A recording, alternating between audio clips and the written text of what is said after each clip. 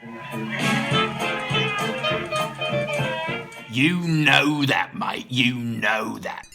Welcome to Stand Your Sound Studios. Now, this is not the mother studio, but this is our setup here. And believe it or not, with that Mac Mini, Focusrite, and the screen here is where we do all the magic. Today, I'm going to show you how to make the terrible sounding GarageBand drum kit, the MIDI drums that are part of the package, sound awesome. And as you can see here, I'm actually using an older version of GarageBand. I believe it's 6.0 point something.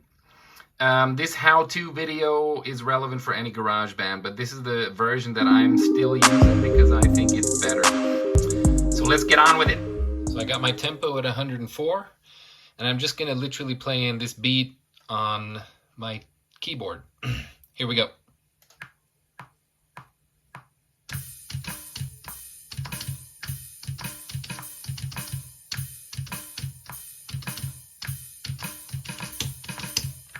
Okay, sounds like shit. I'm gonna quantize it quickly. I'm gonna quantize it to 116. So that's the first stage. All right, it now sounds like this. Quantized like hell. Sounds like a robot. Sounds terrible. So the next thing we're gonna do now is we're gonna go into that track and we're gonna do a little bit of editing. Got your track right here. You're gonna double click on it. Ooh. There it appears down below, and here you've got all the different parts playing, so you can see here. Oh, there it is. Kick, snare, and hat. So I've opened the editor. It's really simple, and I've highlighted my hi-hats. I'm gonna duplicate them, so that's all on my keyboard. Drag them over. Now, don't click anywhere else. You want to make this sound real, so you're going to take down the volume in the one in the middle. So here's where you change the volume of any MIDI or GarageBand instrument. Velocity. So it's like sounds like this. A bit more. Now the next thing I'm going to do is I'm going to create what are called ghost notes for you guys who are not drummers. That's when the drummer hits any one of the drums very softly, and I'm gonna do that only with the snare drum. So I'm gonna we got the snare drum right here. First, by the way, I'm gonna take the kick and the snare, highlight all of them, and put them at max velocity. And I'm gonna put it all the way up to 127. Some of these clips, you won't see what I'm doing on this side of the screen due to the minimal range of the lens of my phone. However, here it is for a future reference. Okay, that's 127. Sounds a bit fatter because it's better that way. That way I can reduce the volume instead of increasing it. Now the ghost notes, I'm using the second snare, which not the new GarageBand various drum sounds might not all have that, but normally there's a second snare a bit higher up, which is a lot lighter sounding. Let's see, I'm gonna put that at around 80. Sound like that?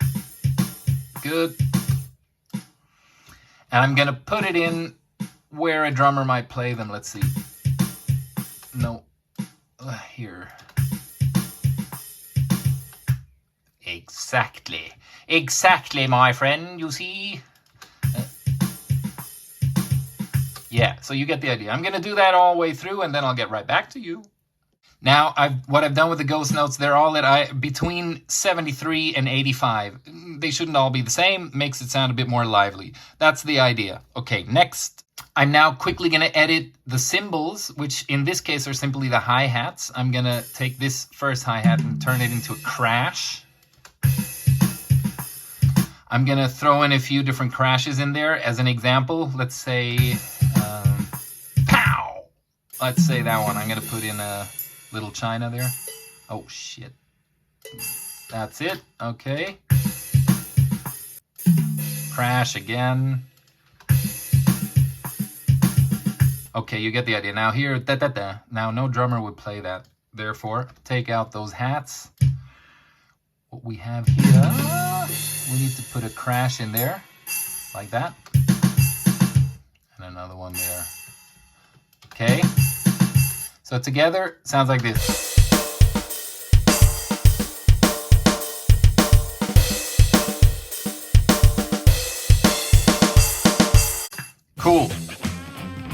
still sounds terrible. So that's the first stage though.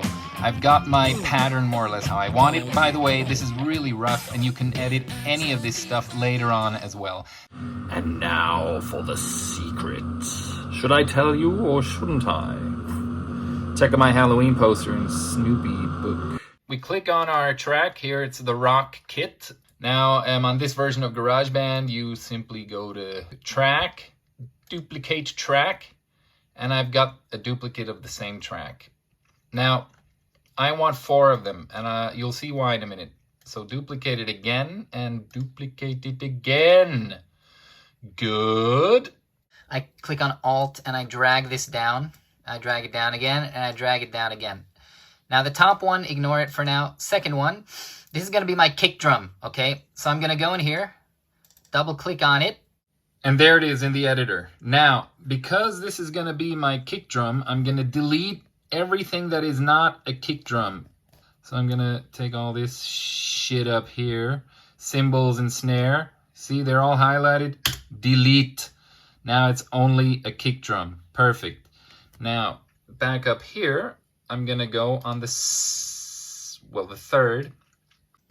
We're ignoring the top one. This is gonna be my snare. So, back in the editor, I'm gonna delete everything that is not a snare. There we go. Cymbals, gone. And of course, the kick drum must be deleted as well. We now have the snare, that's the main snare, and the ghost note snare. And finally, the cymbals, you guessed it. Everything has to go except for the cymbals. Okay. Still sounds the same as it did before. Exactly the same. Shit, basically. So now what we're gonna do is, because I've separated the main drum parts, you can separate this as many times as you like, but this is just a basic idea. I've got the kick drum. I'm going over here on the right-hand side to the editor. Good. I'm gonna whack a compression on it. You can use just the general Bandcamp compression. It's not that important. And I'm quickly gonna do a visual EQ. That's the basic EQ. And it's already kind of EQ'd, so I'm gonna put the bass up quite a lot. And I'm gonna put the treble up quite a lot. I'm gonna take the mid down. This is just the start, don't worry, don't freak out on me, man. The other thing that I'm gonna do is I'm gonna go, you've got these effect bars here, right? They're empty. So you click on one of them, you go down to pitch. Very important. Pitch, A-U, pitch. It's really slow, my computer today. Double click on that. I'm gonna pitch it down by simply 24 cents. The reason I do this is that pitching it down very, very, very slightly delays the signal, giving it a far more human feel. Now the kick sounds very different. It's much louder, of course. It's just the beginning, but you get the idea. Okay, the snare drum, this is probably the most important. It's currently sounds like, I've soloed it, so it sounds like this.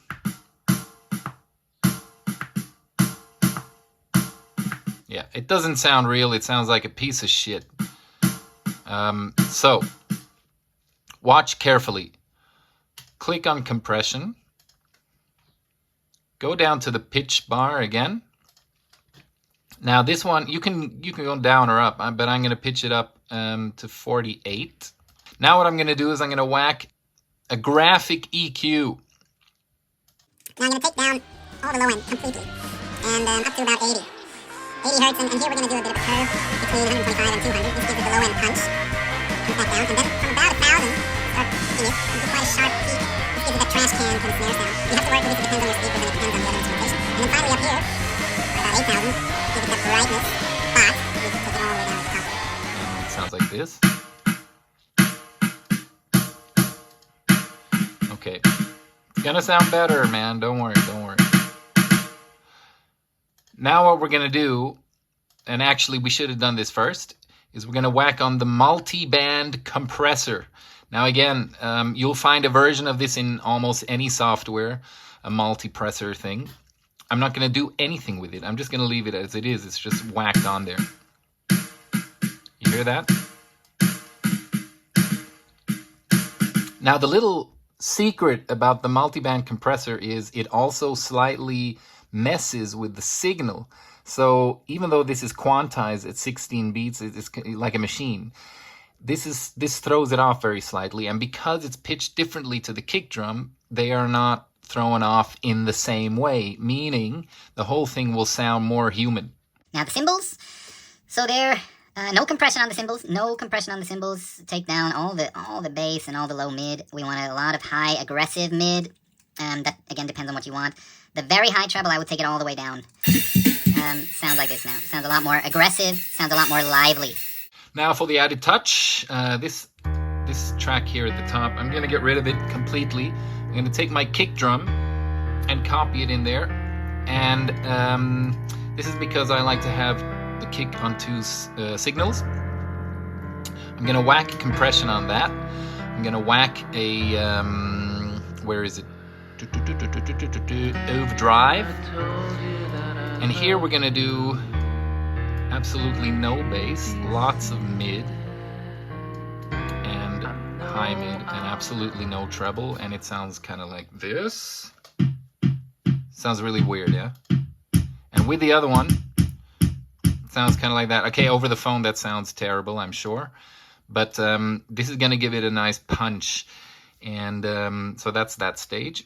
Now reverb, this is the last stage. So I've got my kick, I'm gonna add a reverb on it, track reverb. You can use any reverb you like, doesn't matter. The reverb color should be kind of in the center.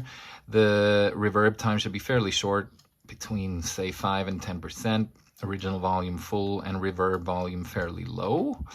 Now with the snare, this is a lot more important. This is make or break, mate. So track reverb, and what we're gonna do is we want a really short, almost like a slapback, but not quite. Let's put it at 4 for now. We'll see how it sounds. Fairly bright, not too bright. Full volume. There we go. Let's solo it. Let's see what it sounds like.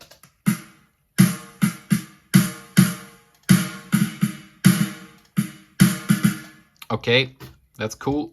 Now, the cymbals, they need a lot of reverb. I'm even going to add some of the master reverb. And track reverb. And that can be a bit longer.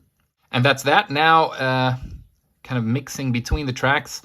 This distorted kick drum at the top should be really low in volume. Snare is kind of the loudest, and the cymbals are fairly loud too. If you can see it, kind of, that's up to you how you want to mix it. Now it sounds like this.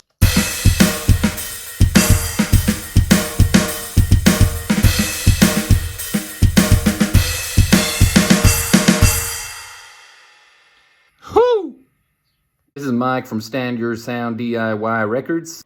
We're a label, we do production, we do mixing, we do mastering.